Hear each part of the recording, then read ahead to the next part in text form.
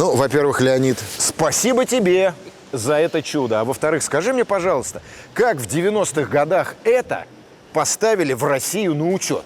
Когда она своим ходом из Берлина приехала в Россию, то ее растаможили как пятерку. Но глаза госавтоинспекции в ней пятерку не углядели.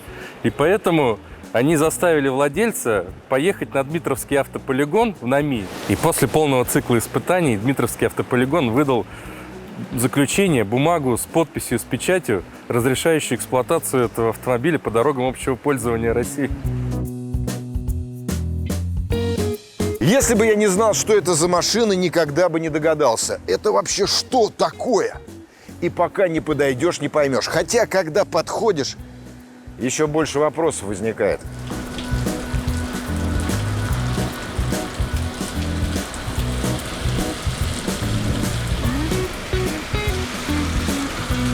О май гадабл, это странное ощущение. Вроде все родное, знакомое, но оскверненное. Но правильно оскверненное, имеющее свой неповторимый шарм.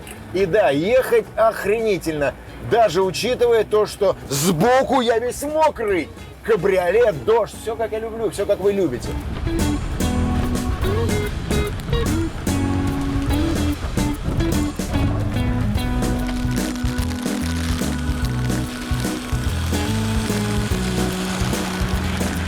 Хорошо сидим, да, Валер? Вообще на даче хорошо. Правда, дел много. Ну, ты молодец, ты трудился. Есть чего? Наливай.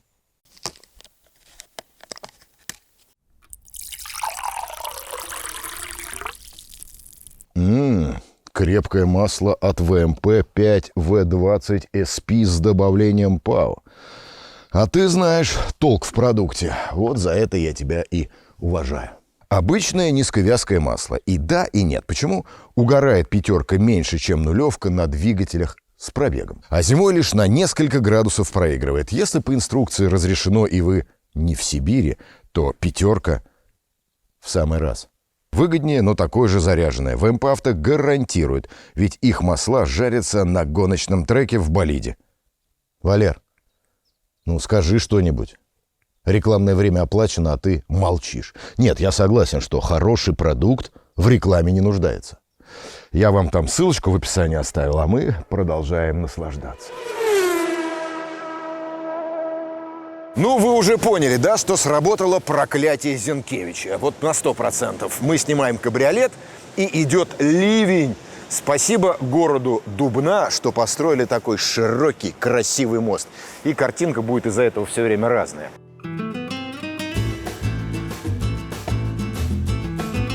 Дело было так. В далекой-далекой галактике во второй четверти прошлого века, когда в Европе жили в основном европейцы, и они думали, что в их райском саду будет вечное лето, они захотели себе недорогой тарантас для дефилирования по средиземноморским дорожкам. Интересно, что за проект взялись достаточно именитые производители. Но первым надо, наверное, считать Fisory Scout 127 на базе Fiat 127. Ну, а были и другие. Но наше чудо из другой оперы. Хотя корни Фиата тут тоже есть. Но это так, к слову, неисповедимы пути Господни. Так вот, у машины и условная классификация имелась «Фан-кар». Продукция сугубо южная, на определенных товарищей заточенная, и большим компаниям не очень выгодно было их производить. И тут на сцену выходит Иоганн Бозе. На тот момент, а это 1984 год, ему было уже за 80 лет. Он решил, что сможет подарить планете Земля недорогой, милый, надежный автомобиль для пляжного и стомного знойного отдыха. Изначально базой послужил уставший Volkswagen Golf. Вот прям по-настоящему уставший, БУ. А вообще можно было купить отдельно комплект обвеса и самостоятельно в гараже все переделать. Но не тут-то было. Скажу сразу, Golf требовал много переработок и усиления конструкции. Такая машина носила гордое имя Bose Sprinter. Но это не все. Volkswagen выразил протест Бозе и запретил пилить свои гольфы. Но Бозе уже сделал дорогущую форму под выклейку кузовов и даже успел склепать 30 штук Бозе Спринтер. А после запрета Volkswagen Бозе стал искать другого недорогого донора. А компании Бозе надо было делать автомобили, ведь фирма Бозе Автомобиль БАУ, что в городе Дёрпе, имела хорошую историю и репутацию. Она производила сельскохозяйственную технику, а также системы удаления и подачи навоза для конюшен. Трудилось в компании 25 человек, и оставить их без работы было просто нечестно. Итак, 1988 год. На тот момент СССР поставлял на Запад, в том числе и в Германию, свои новые машины. Их главная добродетель на фоне зарубежных конкурентов была в том, что стоили они очень-очень недорого и были надежны за счет архаичности конструкции. Иоганн взвесил все за и против и направился прямиком к дилеру «Лады». По воспоминаниям самого Иоганна, русская «Лада Нова» как нельзя хорошо подходила под проект. Устаревшая, но сделанная из толстого железа, к тому же корни у машины фиатовские. Если что, «Фиат» рядом, поможет запчастями. Он, наверное, не знал про 800 конструктивных изменений, что русские сделали с эталонным 124-м. Но самое главное, спринтеровские пластиковые кузова ложились на вас как родные. Примерно 3000 Deutsche Mark стоил ВАЗ-2105 в ФРГ. Иоганн Боссе сразу решил заказать 5000 автомобилей. Ну а дальше был договор с Deutsche Lada. Он верил в лучшее, тем более на его стороне были новые технологии, а еще болгарка и сварка. Новые технологии. В этот материал так никто особенно и не поверил. Уж больно он легок и странен, я про полиэстер. В рекламных брошюрах Бозе писалось «Материал будущего в автомобилестроении». У него неограниченный срок службы и одобрение ТÜV. Was ist das TÜV? Это организация по техническому надзору. Все очень серьезно. А теперь как переделать русиши Schönheit? Отпилить у Schönheit все ненужное. Для начала крышу, лобовое стекло, рамку, заднюю стойку и корму полностью. Но есть нюанс. Все отпиленное и снятое возвращали дилеру. Чтобы обрезок «Лады» банально не переломился, его надо было усиливать, что логично. Условно, силовой каркас присутствует. Вы его не видите, но обратите внимание на высоту порогов. Под пластиком мощные лонжероны, переходящие в передние стойки и задние. Пластиковыми элементами накрывалось все, что осталось от ВАЗ-2105. Борта, крылья – это все единая монолитная деталь.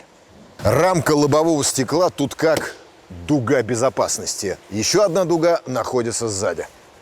Короче, не кабриолет это так-то, а тарга, условно. Даже немцы не смогли идентифицировать тип кузова и в своих немецких ПТС написали «тип кузова открытый». Почему условно? Тарга — это спортивный двухместный родстер с дугой безопасности сзади сидений, съемной крышей и задним стеклом. А тут присутствует место, куда по документам можно упрессовать еще 3 буйно отдыхающих. Ну и заднего стекла нет в помине. Зато наличие кнопок по канту дверного проема намекает, что есть возможность установки мягких дверей. Что опять же логично.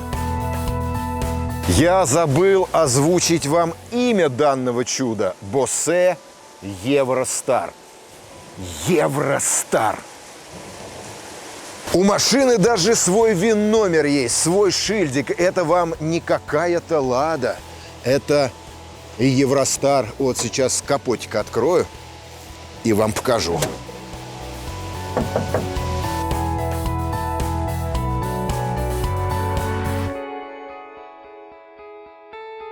А под капотом даже не полторашка. Тут один из самых предпочитаемых иностранцами моторов ВАЗ. Объемом 1,2 литра. За такое сердце налоги меньше. Его мощность 64 лошадиные силы при 5600 оборотах в минуту. Аминь.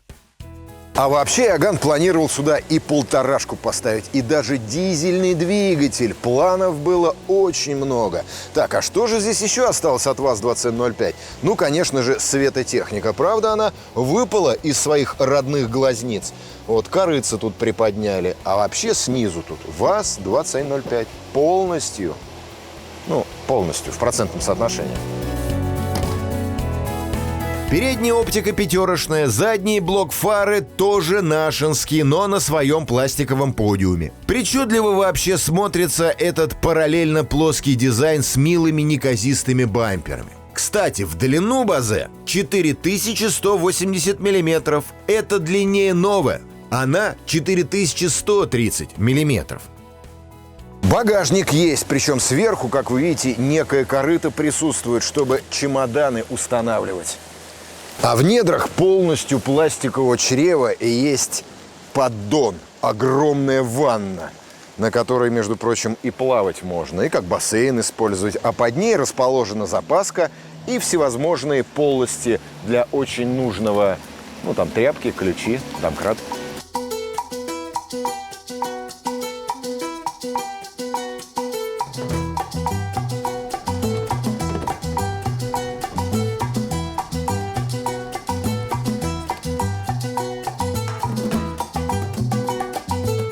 Обратите внимание, как немцы не заморачивались в создании красавицы. Просто криво отпиленное крыло и приваренное ухо. Вот она, краткость сестра. Чего не знаю, дырок тут, конечно, песенно. Но я вам так просто покажу, как снимается крыша. Она просто на 4 резиночках. Приподниму. Дождь-то еще никто не отменял. Вот и все. И будет вам кабриолет, но не сегодня. Резиночки назад. Назад. Резиночки.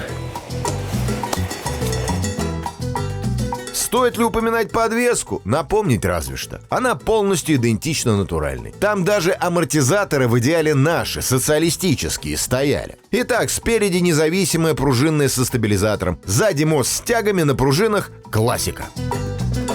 Посадка в салон. И вполне удобно. А почему? А потому что сиденья стоят немного выше, чем в обычной пятерке. Как писали в зарубежной прессе, салон также вызывающе прост, как и внешность. Вот еще вам цитата. Опции комфорта – это пепельницы спереди и 2 сзади. Не знаю, что им тут не нравится. А между тем, салонное зеркало есть? Есть. Борода под радио, у них это называется музыкальная консоль. Есть? Есть. Они даже печку оставили с обдувом на боковые стекла.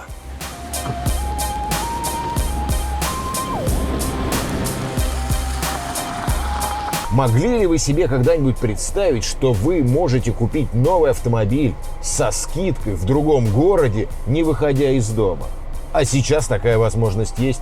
Автоспот.ру. Да что город, соседний регион. Скидки там могут достигать 100, а порой даже 200 тысяч рублей. Согласитесь, за такую экономию стоит проехать и пару сотен километров, чтобы получить свой идеальный автомобиль. А что насчет способа покупки? На автоспот.ру все прозрачно. Вы сразу видите скидки на авто в зависимости от способа оплаты. Будь то наличный, кредит или трейд-ин. Забронировать машину проще простого. Просто введите свое имя и телефон. И также по приезду в салон не стесняйтесь торговаться.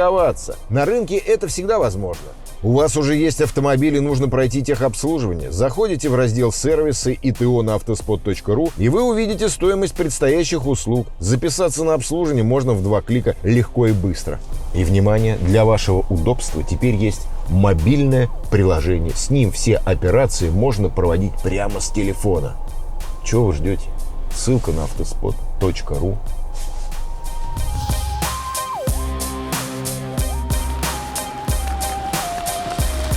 Нет смысла говорить про максимальную скорость пластикового автомобиля, но он может валить на заявленный условный 120. Моторчик вполне справляется с весом машинки, который в пустоте равен 950 килограммов. Жужжит сердце вазелина приятно и по-домашнему. Так как мы не гоним, да еще и под дождем, сложно понять, гуляет ли обрезанный кузов и какова устойчивость на дороге. Но задний привод на жиже – это собака-дрифтовак. Тут главное, что мы едем.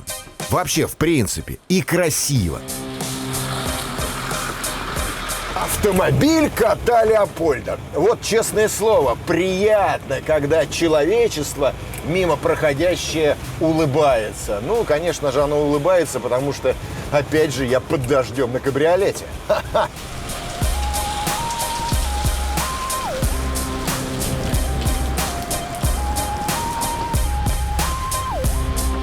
На таком транспорте ехать нужно неспешно, осматривая взглядом окрестности и ловить довольные взгляды прохожих.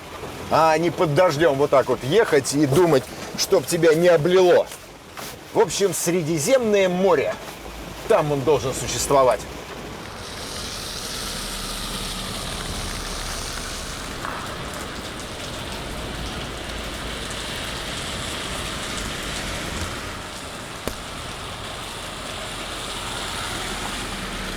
Вот еще вспомнил цитату из немецких автомобильных журналов. Рычаг переключения передач тонкий и длинный, как нога аиста, а переключатели подрулевые светоповоротников торчат, как кости. Уроды!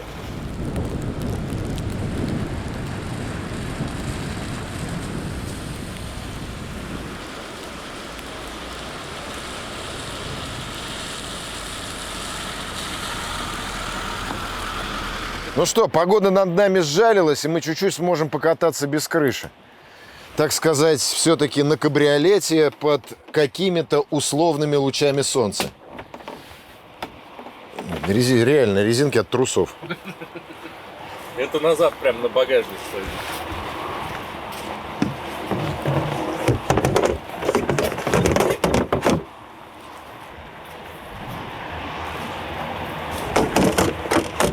А они не улетят на барханах-то? На барханах могут улететь.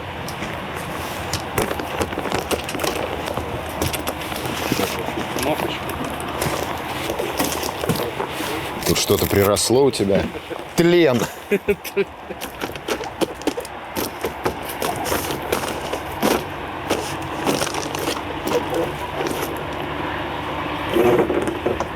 Давай их туда же положим. Не, эти туда не помещаются. А еще тут в днище сделаны дополнительные отверстия. Просто пробиты дырки с металлом против движения. То есть, когда ты едешь, вода не попадает. Но если вода сверху заливается в салон, то она вытекает через огромное количество сливных отверстий, которых изначально в ВАЗ-2005 не было. Вот так вот. По сути, это дырявая лодка. Ну что, погнали!